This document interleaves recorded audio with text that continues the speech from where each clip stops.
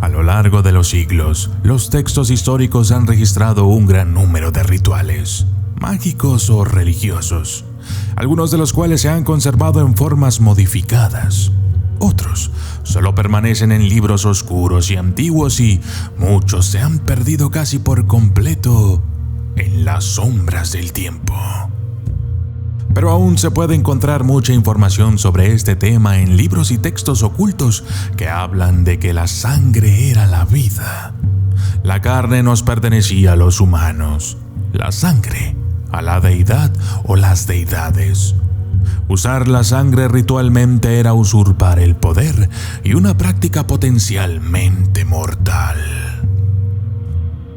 El uso de la sangre y otros materiales corporales constituye un tipo de magia que algunos incluso parecen disfrutar. Se sabe que ciertas órdenes han recogido fluidos corporales y los han horneado en pasteles para hacer rituales que implican la ingestión de tales elementos. Por supuesto, algunos creían que la ingestión de sangre o su uso en un ritual otorgaba el poder del individuo involucrado. Y yo soy el documentalista. Y esto es el poder de la sangre en la brujería. Desde las sombras hasta la luz, desde el misterio y la intriga, tocando temas tabú. Y descubrí en medio de la terquedad que existen mundos paralelos. Y a través de mis errores conocí la humildad, haciendo un pacto con el cielo. Yo soy el documentalista. Si eres una bruja, seguramente sabrás de lo que estoy hablando. A menudo, las brujas crean jarras de brujas destinadas a la protección. En estos casos se pueden utilizar recortes de uñas, pelo, piel, prendas, sudor o sangre. Ya sea sangre menstrual o sangre de un dedo pinchado. Esto es importante ya que el uso de esta sustancia refuerza la conexión protectora. Esto es usado tanto en la llamada magia blanca como en la llamada magia negra. Algunas veces para hacer el bien, otras para hacer el mal. Así es que sí, seguramente hay alguien por ahí practicando alguna perversión del arte que incluya sangre menstrual, ojos de gato, ancas de rana y labios humanos. Pero también puede que todo esto solo esté siendo magnificado por las películas y la comercialización de ideas, videojuegos o ciencia ficción. Entonces, ¿existen antecedentes históricos al respecto? Veamos. Algunas tradiciones, las diánicas feministas en particular, ven la sangre menstrual como algo sagrado y como una parte del divino femenino. Pero puede ser usada como una ofrenda o para añadir poder a ciertos hechizos.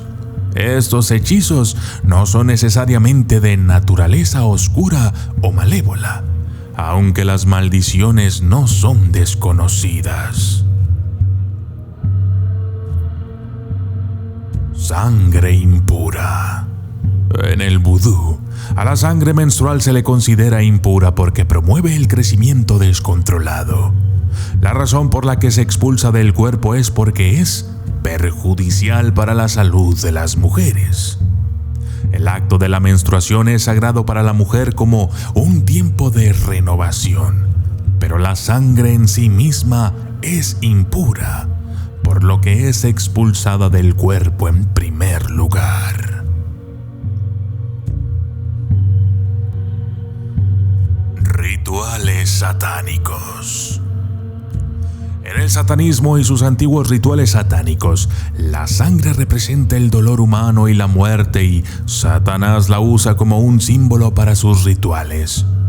Sus seguidores deben usarla también para honrarlo y alcanzar una posición más alta ante sus ojos.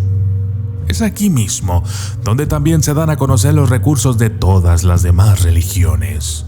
La magia negra, algunas clases de Wicca, brujería maligna, paganismo, ocultismo y mucho más. Pero todas con un toque espeluznante y terrorífico, maligno y destructivo. Todo ello creado por el creador del mal, el enemigo de la humanidad, el diablo.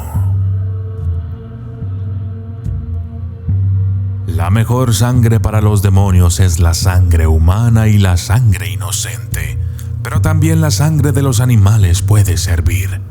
La sangre puede ser usada de muchas maneras, desde servir a un hechizo mágico o para ofrecer sacrificios a los demonios de mayor rango para obtener una bendición maligna.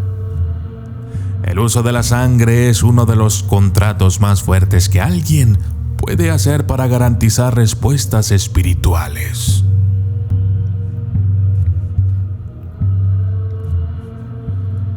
Las maldiciones de sangre. Seguramente has escuchado hablar de los pactos de sangre. Un ritual es llevado a cabo entre dos entidades, que pueden ser personas, espíritus, demonios, ángeles o más. Y el pacto puede ser efectuado entre cualquiera de estas entidades y los humanos, siendo estos últimos quienes deben sellar el pacto con sangre. Pero como el tema es muy largo, lo dejaré aparte para otro video. Prosigamos.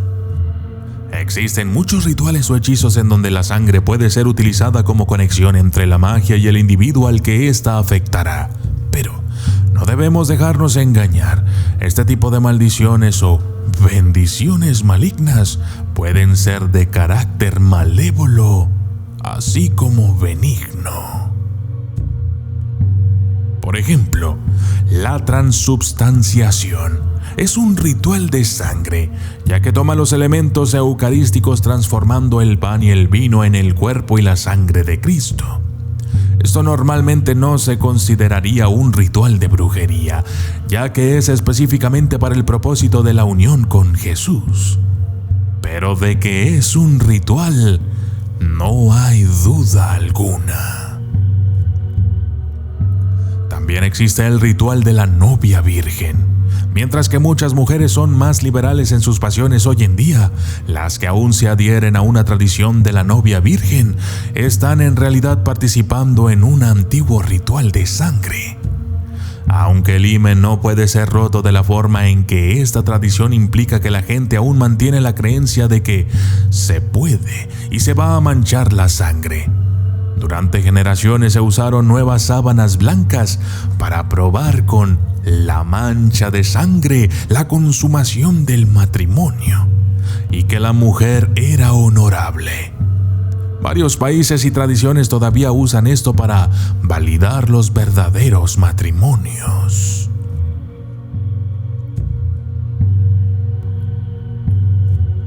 El Festival de Tokam.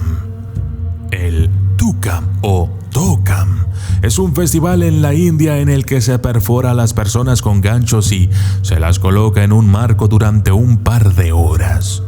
Aunque tiene raíces antiguas, el festival acaba de ser prohibido por el gobierno indio. El evento solía tener lugar en Kerala del Sur, en los templos dedicados a Kali.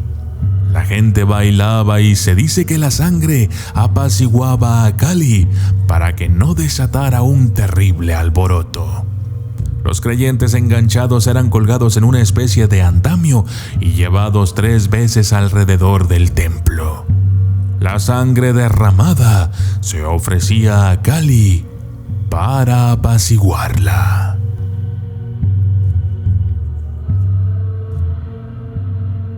Rituales secretos. Los rituales se diseñaron normalmente para aportar a un individuo algo de lo que éste carecía o para facilitar su vida cotidiana. Los nativos americanos, por ejemplo, son conocidos por sus rituales para llamar a la lluvia, practicados durante los periodos de sequía. Los aztecas practicaban rituales sangrientos basados en el sacrificio humano para apaciguar a los dioses de los cielos y obtener abundancia y prosperidad. Los sacerdotes vudúes llevan a cabo ceremonias de envío de la muerte bajo el patrocinio del Barón Samedi, un loa, espíritu del vudú haitiano. Todo lo relacionado con la muerte pertenecía al dominio de Barón Samedi, que, como dios de la muerte y la resurrección, era capaz de acortar o acabar inmediatamente con la vida de aquel sobre el que había sido enviado. La sangre que purifica. Cada año, miles de venezolanos se adentran en las montañas que rodean Chivacoa y practican rituales de fuego, humo y sangre, mientras rinden homenaje a su diosa indígena María Leonza, que aún es venerada y adorada en toda la nación sudamericana. Algunos venezolanos creen que la práctica de los rituales de autodaño les ayudará a evitar el dolor y sanar rápidamente. Si vemos más de cerca este tipo de prácticas, podemos apreciar que esto tiene todas las características de la autoflagelación, la práctica disciplinaria o devocional de golpear con látigos u objetos de tortura. Este comportamiento se representa con fines simbólicos durante las procesiones penitenciales para recordar a los creyentes devotos que Jesús fue azotado antes de ser crucificado.